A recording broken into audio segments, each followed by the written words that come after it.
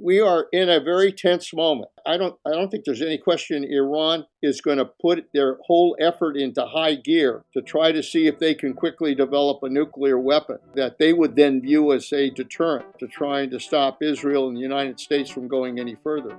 I'm Sir Richard Dearlove, the former head of British intelligence, otherwise known as MI6, and you're listening to One Decision, the podcast that looks at the choices that shape our lives. I'm joined by my co-host on this podcast, former CIA Director and US Secretary of Defense, Leon Panetta. Well, Leon, there's an awful lot going on in the world at the moment, and we're facing what looks like a significant and escalating crisis in the Middle East. And the thing I'd like to hear from you to begin with, one of my successors, John Soares, who you probably remember, wrote a piece in the FT, I think a couple of days back, when he suggested that there's a real power shift now, or maybe the indications of a power shift, with Israel having, to an extent, called Iran's bluff over its support of proxies, and that there is let's say, a new set of initiatives, and we may be seeing something very significant happening. Would you agree with that assessment, or is it too early to make that judgment? Well, Richard, one thing that's pretty clear right now is that it's not that we're headed towards a wider war. We're in a wider war in the Middle East right now. You know, a lot has happened. Israel pretty effectively went after Hezbollah leadership, killing about 30 leaders, I believe, along with Hamas leaders, is now involved in a ground war in Lebanon. Although it's supposed to be limited, once you have a ground war in Lebanon with the tunnels and mountains that are part of Lebanon, this could be a prolonged effort. We have Iran striking Israel with another missile attack, and now obviously we're waiting for Israel to respond. I think there is now a new chapter developing in the Middle East. I mean, generally, Iran could stand back and allow Hezbollah and its other proxies to basically raise hell and try to protect itself from any direct involvement. We've crossed that threshold. Iran last April launched 300 missiles, and then the last few days launched close to 200 missiles. And it says a lot about Iran struggling to try to protect its credibility in that region. I think that we're in a period where we could have, as I said, a situation where Israel does a pretty significant attack on Iran, and that could really create a whole new dynamic in terms of the Middle East, whether Iran strikes back, whether there's a full-scale war between Israel and Iran, whether the United States gets involved in that war. There are a whole bunch of ifs that are now at play. But I think the bottom line is that what we assumed was kind of a steady approach by different elements in the Middle East has now been thrown into turmoil. And I'm not sure how this turns out. Yeah, I agree with you. I think there's a real uncertainty about where it goes from here. And I also share your view that we're in a war now and that we're not in confrontation, which is reciprocated but restrained. It's been moved to another level. But I was very struck by the comment you just made, or the phrase you used about Iran struggling to protect its credibility, because it seems to me that the Israelis somehow have almost sort of prized open the oyster and discovered that there is inherent weakness in Iran's strategic position. And it seems to me that despite the failure with regard to Hamas on October the 7th, with regard to Hezbollah, they have put in place the most extraordinary intelligence coverage in the meantime. So I think that you and I would recognize that there has been a sort of qualitative shift by Israel, not only technologically, but in terms of their overall intelligence effort. I'm sure that you can comment on that, Leon. Without question, I know what it means to use intelligence to target an enemy. That's what we largely did in Pakistan, going after Al Qaeda leadership. And it's not easy. It involves, not only whatever resources we have, using drones and reconnaissance, but also you need spies on the ground. For Israel to have been able, in particular, to target Nasrallah and then to target other leaders as well, and be able to effectively go after their leaders, including not only Hezbollah leaders, but Hamas leaders as well, requires good intelligence. We know that from our own experience. You've got to have good people on the ground who are determining exactly where these targets are. Probably takes a lot of reconnaissance, probably takes a lot of observance as to how people are behaving and what these people are doing on a regular basis. But the attack they made on a Hamas leader in Tehran involved literally putting a bomb in a house where that person was going to be. That's pretty damn good intelligence. The issue there, I think everybody knew where Hezbollah's headquarters were, but to have pinpointed the fact that he would be present in that building at that time took some very good intelligence. So you have to give Israel tremendous credit for having a very effective intelligence operation. Now, having said that, they also failed on October 7th to have determined that that attack by Hamas was going to happen. And that was a big failure, similar to our failure on 9/11. But the fact that they've now come back and responded and been able to go after their enemies pretty effectively tells me that they've regrouped very well and that they've put some good operations into play. I agree with you. In particular, the killing of the Hamas leader in a government guest house in Tehran was an extraordinary operation. I find it very difficult to get my head around how they achieved that, because we all, I think, well, you and I probably particularly understand how alien the intelligence environment is in Iran. And of course, the pager operation too, well, and followed by the walkie-talkie operation. I mean, these are, well, almost events from a novel. The fact is that they aren't from a novel; they're real, and they show, the thoroughness and the capability that Mossad can deploy when they get it right. I've seen it firsthand. You've done this and I've done it. Worked very closely with Mossad. We spent an awful lot of time working on issues related to Iran.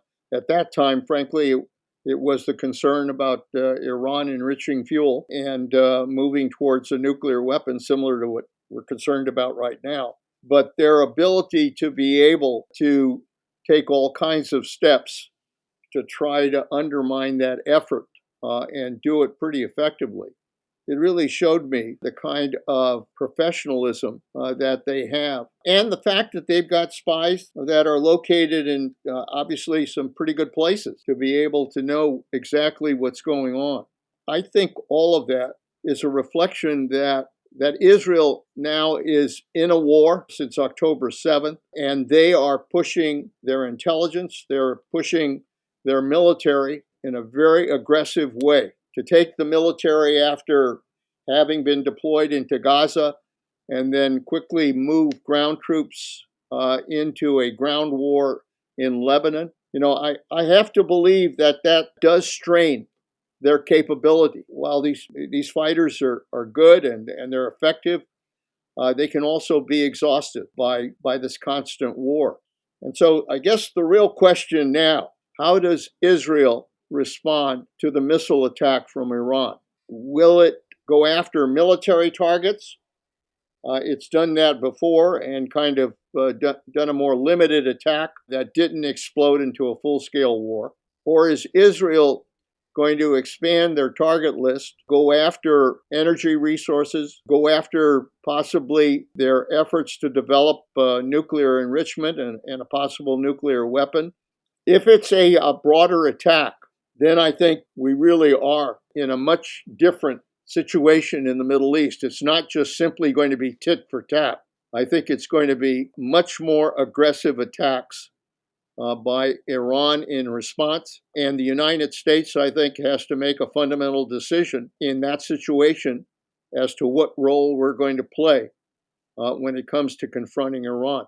The United States has said that Israel should respond and that the United States will be involved in that discussion. But I have to tell you that Netanyahu has not been very cooperative with the United States. We were not told about Nasrallah. We were not told about the attacks that were made against Hezbollah. And I think the communication is strained right now. So it'll be interesting to see just how aggressively Netanyahu tries to strike back at Iran. And it'll tell us a great deal about what the next chapter looks like. I mean, one of the things that strikes me in terms of what the Israeli response is likely to be is that the Iranians do not have, in my knowledge, the sort of missile defense that Israel is able to deploy.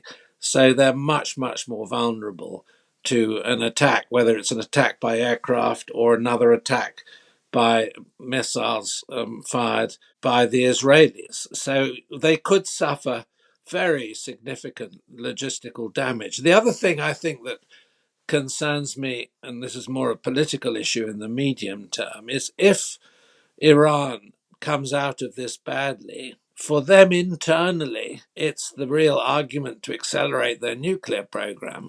So the overall effect for the Middle East and for the West generally could be highly negative if we neglect at this point in time what the political follow-ons are going to be. And as you say, the United States is an absolutely key player as Israel's principal ally. If I was sitting in Washington, this issue would be a real conundrum, I think, in how to resolve it, what policy decisions to take, what line to take with Israel. I'd be very interested in your sort of views on the whole issue of the JCPOA, the nuclear program, because it seems to me that we're doing everything to get the Iranians to accelerate their nuclear weapons production. No, there's no question. There was the effort to try to place some constraints on Iran's development of enriched fuel and also moving towards some kind of nuclear weapon. There was the agreement to try to restrain that. President Trump then moved away from that agreement without replacing it, frankly, with anything to try to deter Iran. And so I'm sure Iran has proceeded ahead, and we know that they now have enough enriched fuel so that they can move towards developing a nuclear weapon. Iran has played this interesting game of really, as we all know, using these proxy forces, Hezbollah, Hamas, as well as Houthis in Yemen. They've kind of used those groups to keep the pressure on and keep creating instability and also protect themselves, because I think Iran understands that if a full-blown war breaks out that includes not just Israel but the United States, the regime is over. Their regime is over because they really don't have the capability to try to be able to defend against a very broad missile or air attack that could take place. That's the difference right now with Israel. I mean, Israel, we saw when 200 ballistic missiles went at them. The combination of Iron Dome, a defense system they've been using going back to, I think, 2011, when we worked on it with them. And they've got something called David Sling as well. They've got a whole series of very capable air defense systems. I mean, to knock down, close to 90% of those missiles, that's pretty effective, and obviously including the United States helping them with our destroyer capability. But Iran doesn't have that. And so the real question then becomes, what do they resort to? And I think you're right that they're going to try to put the development of a nuclear weapon on high speed. They're going to try to move forward as quickly as they can. Anticipating that, that's the reason I wouldn't be surprised if Israel, in a retaliatory strike, doesn't go after Natanz and some of their nuclear development capabilities. Whether they have the capability to be able to really hit them effectively. We went through this when I was Secretary of Defense and Netanyahu was threatening to attack Iran at that time. The problem was they did not have the capability to really effectively go after Natanz or other underground facilities. They might have that capability now. we are in a very tense moment. I don't think there's any question Iran is going to put their whole effort into high gear to try to see if they can quickly develop a nuclear weapon that they would then view as a deterrent to trying to stop Israel and the United States from going any further. But to be able to do that, to be able to develop a nuclear weapon, as you know, takes time. And then the delivery of that nuclear weapon takes time in order to develop whether you're going to put it on the head of a missile or try to put it on an aircraft of some sort. They've got some tough issues they've got to deal with. And I think because of that, I think Israel is going to be much more aggressive at trying to undermine any effort that Iran engages in to try to move towards nuclear capability. So I suspect that the response by Israel is going to be very aggressive and very tough and very targeted towards their nuclear capabilities. Yeah, I think I agree with that. But I was also picked up your comment, which I agree with, which is, let's say, the fragility of the regime in Iran. It's not in an easy position. Internally, we know that they've had massive problems on a whole range of social issues, the suppression of women's roles socially, the use of these gangs of sort of Praetorian Guard to keep control of the street, the fact that the supreme leader is aging and has no nominated successor. So, it seems to me that Israel may, I'm thinking on behalf of the West, have an opportunity, a strategic opportunity with regard to Iran. Because, I mean, let's face it, over the last 10 years or so, Iran has been the primary destabilizing force in the Middle East. Although the stakes are very high, and Netanyahu clearly plays for high stakes, the possibility of, let's say, Israel forcing regime change in Iran and then having a completely different situation, that's a big prize for the Sunni Arabs. It's a big prize for the West. It's a big prize for the international community, were it to go in that direction. You know, if you look at 70 years of war in the Middle East, it's basically the story of an attack of some kind on Israel, a response by Israel that's usually pretty strong. They usually are moving pretty aggressively to try to, as they did in 2006, go into Lebanon, try to clean up Hezbollah in Lebanon. But after they've blown each other up for a while, all the parties seem to get exhausted and then agree to some kind of ceasefire that basically kicks the can down the road. And that's why we've had a series of wars in the Middle East.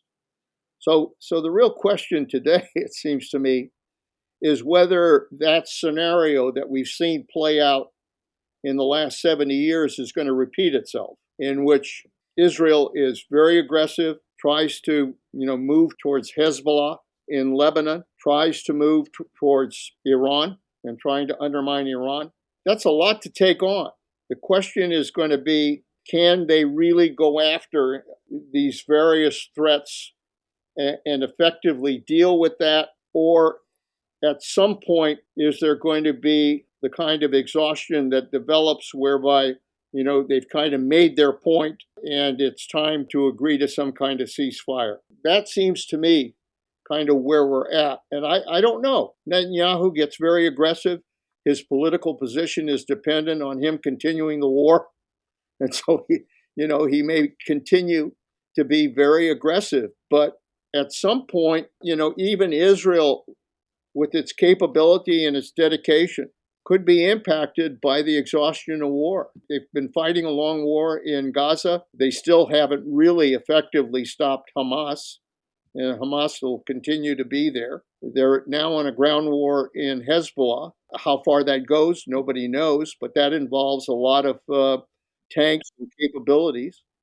And then to have these strikes, I mean, they've done a hell of a lot of strikes, not only against Hamas, but now the issue is how will they target Iran? Countries start to run low. Well, I mean, that's, one wonders, war is also logistics, and Israel's a small country, and maintaining, the logistics of fighting on various fronts is extremely complex. But They're operating on three fronts right now. They're fighting in Hamas, they're fighting Hezbollah, and they're fighting the West Bank. I mean, they've got a three-front war now, and with Iran, they'll have a four-front war. That takes an awful lot out of a military capability. Yeah, yeah.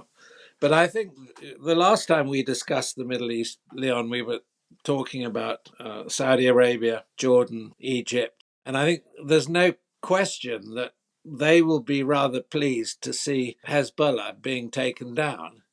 They haven't said anything publicly, but we know very well. I think between us, the sort of attitude we had the Syrian opposition. I see in Idlib cheering from the sidelines as they saw this sort of disintegration of the Hezbollah leadership. There's this other aspect of the Middle East where there is solid Sunni support for Israel in terms of what they're doing. Okay, you can't express that on the Arab street because it's too tendentious. But the Arab leaderships are sitting there rubbing their hands, and I bet you they're all having private meetings with Mossad as we speak. Yeah, no, without question, they will sit back and enjoy Israel, going after Hezbollah, going after other terrorists. I think that what will happen is that they will relish Israel taking on Iran. I guess the one issue here, if we're looking for some kind of light at the end of the tunnel, it's whether or not at some point Israel really does decide to go after the Abraham Accords and try to get Saudi Arabia to be able to join the Abraham Accords along with others, recognize the existence of Israel, but also get the Arab groups to be able to work on some kind of governance for the Palestinians in terms of trying to develop a separate state and resolving that issue, which otherwise will continue to be a cause for future wars. If at some point Israel is willing to engage, and certainly the United States, I think, would be willing to engage as well, in some kind of bold diplomatic effort that tries to build that kind of alliance in the Middle East, then some good may come out of all of the killing and damage that's been done by this war. Yeah, I think I agree with you that the Abraham Accords are potentially still alive and maybe are the road, when it's eventually reached, to some sort of political settlement which could work on a broader peace agreement for the Middle East. And of course, the Palestinian situation within that is crucial, and the Israelis would have to recognize that. But what strikes me now about Netanyahu's position is that he doesn't seem to have any political. I mean, he's got a military agenda, but he hasn't got any political. I mean, we're talking about a political agenda, but he's not talking about a political agenda. This is really what worries me. On the Israeli side at the moment, in terms of its political leadership, there seems to be a complete disregard for any political route. And I think one sees this in the way that they've discussed with the United States ceasefires, but done absolutely nothing about moving in that direction. So they've just sort of played Blinken along, and there's no content there.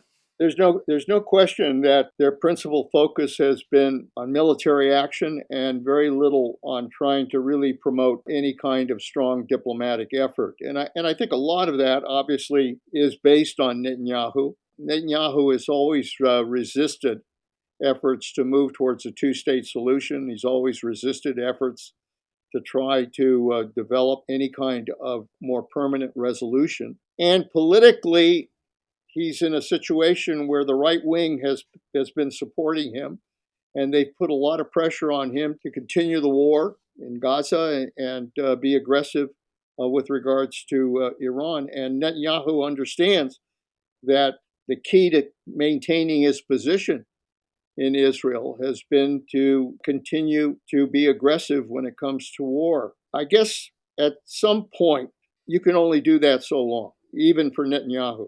Whether or not he understands that as he's conducting this war in Hezbollah and responding in Iran, whether he is willing to establish any kind of diplomatic effort to try to look at what kind of solution is there in the future that can provide more permanent peace in the Middle East, I think it remains to be seen.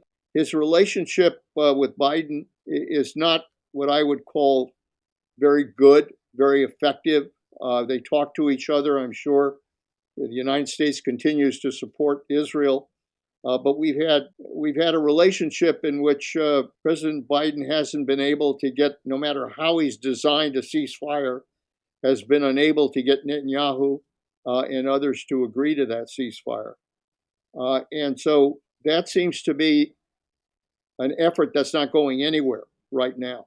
The real question is, in many ways, it rests with Netanyahu. Is he willing to look at what ultimately can try to resolve the situation in the Middle East? Or is it going to be like past Middle East wars where you simply ultimately achieve some kind of ceasefire just because you're exhausted and you kick the can down the road? I mean, the point on which we should conclude, I guess, is that, I mean, we're in the last weeks of the Biden administration. To have this sort of geopolitical crisis and challenge in Washington when everybody is thinking about a presidential election, it must be making it hugely difficult for clean cut, clear strategic decision making. I mean, I've been in Washington during past crises. It's bad enough when the administration is firmly in place, as it were, but I think it's almost unprecedented, isn't it, to face a global, and it's not yet a global crisis, but it's heading in that direction. And of course, if a new administration were to come in, and I mean a Republican one, I mean, what on earth happens then? I mean, you're the Washington guru. I'm not. I'd be quite interested to hear your views on this because it's an extraordinary situation. Having served as chief of staff to President Clinton, I understand how crisis can overwhelm the Oval Office. You're dealing with crisis all the time, no matter what you plan to do. And right now, Biden's dealing with a number of crises. It's not just the war in the Middle East. It's not just Ukraine. It's dealing with the results of a hurricane that was devastating. It's dealing with a strike that's taking place at the ports on the East Coast that could impact on the economy. And it's dealing with the whole issue of how can we ultimately resolve the issue in the Middle East and try to figure out a path forward. There are a lot of crises going on. I think that in some ways it can play both ways. If the United States is in the middle of a number of crises, they may want to continue with the leadership that country has in order not to suddenly create more turmoil. That's one possible path. The other is if they decide that it's time for a change and they're tired of all the crises and Trump keeps saying that he'll ultimately resolve these issues, it could be to Trump's benefit. But the problem is that Trump is all talk. And he's basically saying, yeah, if you elect me, I can resolve all of these crises, which you and I know is not going to happen. He can say that, but he has no magic. He has no key here. He could obviously appease tyrants everywhere. That's one way to peace, is basically let the tyrants have what they want. But that doesn't work either.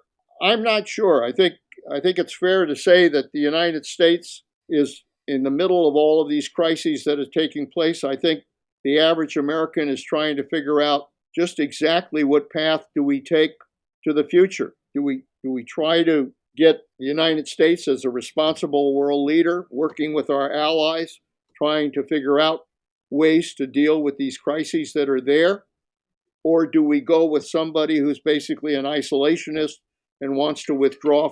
I think that's a good note on which to conclude. And I read recently someone was writing about Trump and about his political delivery and what he says in his speeches. And their comment was, they're so weird, you can't even tell if he's getting senile.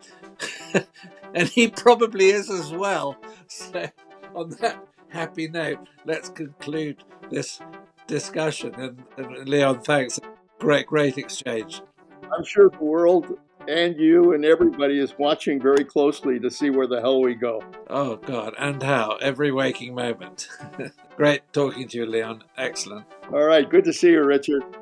I'm Christina Ruffini. Thanks for listening to One Decision. You can sign up on our website, onedecision.com, for access to exclusive episodes and articles and real-time updates on the latest news and global affairs. Stay connected with us at onedecision.com.